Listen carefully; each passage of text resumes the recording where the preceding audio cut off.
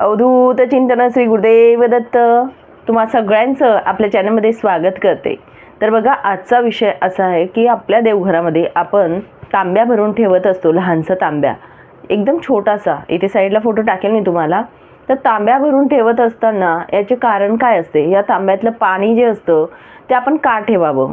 त्यानंतर हा तांब्यातलं पाणी जे असतं हे आपण काय करावं? जी माहिती आहे आजच्या व्हिडिओमध्ये होणार आहे. नक्कीच माहिती जाणून घ्या. तर सर्वप्रथम तुम्हाला सांगेल, बघा, आपण जे मनुष्य जाती असतो हे जीवन जगत असताना 5 तत्व जे असतात, अगदी साधी आणि सोपी भाषा आहे. 5 तत्वांवर आपलं जीवन हे अवलंबून असतं. आणि ते म्हणजे कोणतं? बघा, पृथ्वी, आकाश, जल, वायू आणि अग्नी या तत्वांवर अवलंबून असतं. हे तत्वांवरच आपलं शरीर चालत असतं. यापैकी एकही घटक जो असतो तो जर नसला तर आपलं जीवन हे असह्य होत असतं किंवा आपण जीवन जगू शकत नाही. याचा सोपा अर्थ म्हणजे काय? जीवन जगू शकत नाही आपण.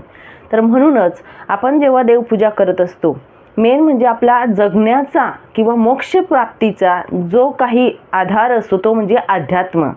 अध्यात्म जेव्हा आपण करत असतो तेव्हा आपल्याला सर्वप्रथम पृथ्वी माता जी असते, पृथ्वी मातेला नमस्कार करतो. कुठलीही संकल्पयुक्त सेवा करतो तेव्हा पृथ्वीला नमस्कार केला जातो. त्यावरती आसन टाकतो तेव्हा आपली सेवा ही सुरुवात होत असते. म्हणजे काय? तर आपण पृथ्वीवर बसत असतो. दुसरं म्हणजे काय? आपलं जेव्हा देवपूजा करत असतो तेव्हा आपण आकाशाकडे बघून, म्हणजेच काय, आकाशाकडे नाही तर आपले देव जे असतात ते असं स्थान असतं की आपण देव पृथ्वीवरती ठेवतो का? नाही ना. आपण कसं बोलतो बघा, देव कधीही आपल्या नजरावरती होतील अशा ठिकाणी आपल्याला ठेवायचे असतात. तर का? देवाचं स्थान हे आकाशासारखं उंच आहे, म्हणून आपल्याला आकाश तत्व त्यामध्ये येत असतं. तिसरं म्हणजे अग्नितत्व जे असतं. त्याशिवाय आपली पूजा जे असतं, अध्यात्म हे भले काही असू द्या, सत्यनारायण करतायत, वास्तुशांती करतायत, मुंजे जेवू घालतायत, कुठलीही पूजा करा तुम्ही, त्यामध्ये अग्नितत्व असतं. प्रज्वलित केल्याशिवाय कुठलीही सेवा फलित जात नाही, बरोबर? म्हणून दिवा प्रज्वलित करत असतो. त्यानंतर वायू जे असतं ते आपण आपल्या घरामध्ये पूजा करत असताना, कुठलीही पूजा बघा तुम्ही, हवन कुठलंही असू द्या, करत असताना सगळ्यात प्रथम काय करतो? संध्याकाळच्या वेळेस आपण दिवा प्रज्वलित करताना काय सांगितलं जातं? दरवाजे, खिडक्या, किंवा सकाळी उठल्यानंतर सगळ्यात आधी दरवाजे आणि खिडक्या आपल्या उघडायच्या आहेत. आपल्या घरातील नकारात्मकता जात असते आणि पॉझिटिव्ह एनर्जी येत असते. म्हणजे वायू तत्व जेव्हा आपण पूजा करतो तेव्हा आपल्या घरामध्ये दरवाजा, खिडक्या उघड्या करतो. आणि म्हणजे शेवटचं काय? जलतत्व. आता जलतत्व आपण ते तांब्यामध्ये, छोट्याशा गट्टूमध्ये ठेवून आपण आपल्या देवघरात ठेवायचं असतं. आणि ते सुद्धा या 5ही तत्वांमध्ये येत असतं, म्हणून तो भरून आपल्याला ठेवायचा असतो. त्याचा सुद्धा सहभाग तेवढाच परीने असतो. ज्या पद्धतीने आपलं अध्यात्म आणि आपलं नातं असतं, आपल्या देवाचं आणि आपलं नातं जोडण्याचं काम हे अध्यात्म करत असतं, बरोबर? तर त्या पद्धतीने त्यामधला एक घटक म्हणजे जलतत्व असतो. आणि हा तांब्या म्हणूनच आपण भरून तिथे ठेवत असतो. जो कोणी तांब्या भरून ठेवत नसेल किंवा छोटंसं भांडं नसेल तुमच्या घरी, बघा, छोटा ग्लास असेल, छोटा तांब्या असेल, कुठल्याही धातूचा असू द्या, तो भरून ठेवा. त्याच्यावरती झाकून तो ठेवायचा आहे.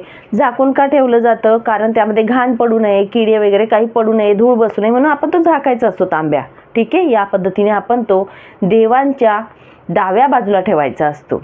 आणि तो ठेवल्यानंतर आपण बघा, पूजा पाठ जे काही दिवसभरात करत असतो ते अभिमंत्रित होत असतं. ते पाणी, त्यामध्ये पावर येत असते. आपल्या घरातील जी काही नकारात्मक शक्ती असते ते बाहेर टाकण्याचं, खेचून घेण्याचं काम ते पाणी करत असतं. आणि त्याच्यात आपण जे मंत्र स्तोत्र म्हणत असतो ते पॉझिटिव्ह करायचं काम ते पाणी करत असतं. नकारात्मकता खेचून सकारात्मक ऊर्जा त्यामध्ये येत असते. आणि म्हणूनच आपण तो पाण्याचा तांब्या जो असतो तो तिथे भरून ठेवायचा असतो. जो कोणी ठेवत नसेल त्यांनी नक्कीच सुरुवात करा. आणि खूप पॉवरफुल असं हे पाणी बनत असतं. आता हे तांब्यामध्ये पाणी ठेवल्यानंतर आपल्याला, जसं बघा, आपण ज्या पद्धतीने महाराजांना नैवेद्य दाखवतो, तो नैवेद्य दाखवल्यानंतर तो प्रसादात रूपांतर होत असतो. तो सगळ्यांना आपण वाटतो, बरोबर, घरात. त्या पद्धतीने हे पाणीसुद्धा आपण आपल्या घरातील प्रत्येक व्यक्तीला आपण द्यायचं आहे. थोडं थोडं तीर्थ म्हणून सगळ्यांना द्यायचं आहे. आणि थोडं पाणी उरलंच तर आपण आपल्या घरामध्ये ते शिंपडायचं आहे. थोडं थोडं चारही कोपऱ्यांमध्ये शिंपडायचं आहे. महाराजांचं नामस्मरण करा, त्यांचा मंत्र सोपा आहे आपला महाराजांचा, श्री स्वामी समर्थ, बस, आणि शिंपडायचं आपल्या घरात. जर उरलं, मोठा तांब्या तुम्ही ठेवत असणार तर झाडांना टाका. म्हणजेच काय, हे पाणी जे असतं ते वाया न जाऊ देता त्याचा उपयोग अशा पद्धतीने करायचा आहे. बरेच लोक काय करतात, देव धुताना तो तांब्यातलं पाणी टाकून देतात आणि मग परत नवीन भरून ठेवतात. मग ते ठेवतातच का? असं करण्यापेक्षा जे खेचून घ्यायचं काम करत असतं नकारात्मकता, आणि आपण जे मंत्रस्तोत्र म्हणतो त्याने त्याच्यात पॉझिटिव्ह एनर्जी येत असते, आणि त्यामुळेच आपण ते पाणी जे असतं सगळ्यांनी हे प्राशन करायचं असतं. ज्या पद्धतीने अग्नी प्रज्वलित करतो तेव्हा आपण आरती करतो आणि स्वतःसुद्धा आरती आपण घेत असतो, बरोबर. त्या पद्धतीने जलतत्व जे असतं ते सुद्धा त्याचं काम करत असतं, आणि ते आपण ग्रहण करत असताना ते तीर्थस्वरूप बनत असतं, आणि आपल्या घरातील प्रत्येक व्यक्तीने ते प्यायचं असतं. आपल्या घरातील नकारात्मक ऊर्जा या बाहेर टाकतात. आपले मन हे शुद्ध होत असतं. आपल्या घरातील एखादी व्यक्ती आजारी असेल, एखादी चिडचिड करत असेल, नकारात्मक बोलत असेल, त्यांच्या ज्या लहरी ज्या असतात त्यांच्यातल्या ते बाहेर पडत असतात या पाण्याने. म्हणून हे पाणी प्रभावशाली बनत असतं आणि खूप पॉवरफुल बनत असतं. म्हणून हे पाणी फेकून न देता सगळ्यांनी हे प्राशन करायचं असतं आणि या पद्धतीने त्याचा वापर करायचा असतो. आता बऱ्याच महिलांचा प्रश्न असतो की ताई, तांब्या हा चांदीचा असावा का, तांब्याचा असावा का, स्टीलचा असावा का? तुमच्या सोयीनुसार तुम्ही तांब्या ठेवा. देव किंवा जलतत्व खूप महत्त्वाचं आहे. तो तांब्या कोणता पाहिजे ते महत्त्वाचं नाही. एखाद्याची परिस्थितीच नाही आहे आणि तो कसं काय आणू शकतो, चांदीचाच पाहिजे ना, असाच पाहिजे, त्याला अर्थ नाही. तुमचा भाव, तुमची सेवा ती खूप महत्त्वाची आहे. आणि त्यामुळेच तुम्ही ते साधा, अगदी तुमच्या घरात नसेल ना, साधा तांब्या आपला वापरायचा, एक घासून मस्त पुसून घ्या आणि तो ठेवा तरीही चालेल. फक्त एक सांगेल तुम्हाला, दररोज या तांब्याचं पाणी बदलवायचं आहे. बऱ्याच महिला, जसं आपण मंगल कलश जो असतो त्याची शुक्रवार आणि मंगळवारी पूजा करत असतो, बरोबर, त्या पद्धतीने करायचं नाही. या तांब्यातलं पाणी जे असतं, ज्या पद्धतीने आपण प्रसाद म्हणजेच आपण नैवेद्य ठेवत असतो, दररोज आपण ग्रहण करत असतो, त्या पद्धतीने या तांब्यातलं पाणी जे असतं ते आपण दररोज सगळ्यांनी घ्यायचं आहे. दररोज तो तांब्या जो असतो तो भरून ठेवायचा आहे देवांच्या, महाराजांच्या डाव्या बाजूला. हे लक्षात घ्या. या पद्धतीने भरून ठेवा. जिथे तुम्हाला जागा आहे देवघरामध्ये, छोटा तांब्या असला म्हणजे त्याचा अर्थ काय असतो, छोटा तांब्यामध्ये जागा कमी लागते. देवघर छोटं असतं तरी सुद्धा ॲडजस्ट होतं तिथे, म्हणून छोटा तांब्या घेतला जातो. तुमच्या घरात जर असेल, मोठा तांब्या ठेवायला जागा असेल, देवघर मोठं असेल तर मोठा पण ठेवा तरीही चालेल, काही हरकत नाही. तर या पद्धतीने आपण तांब्या भरून पाणी तिथे ठेवायचं आहे.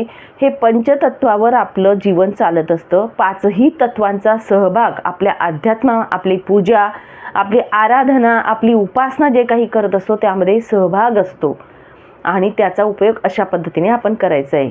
तर खूप महत्त्वाची माहिती होती. मला वाटलं की तुमच्याबरोबर शेअर करावी. तुम्हाला आवडली असेल अशी अपेक्षा करते आणि इथेच विराम घेते. नंतर अजून भेटेल अशाच व्हिडिओसोबत. श्री स्वामी समर्थ. अवधूत चिंतन. श्री गुरुदेव दत्त.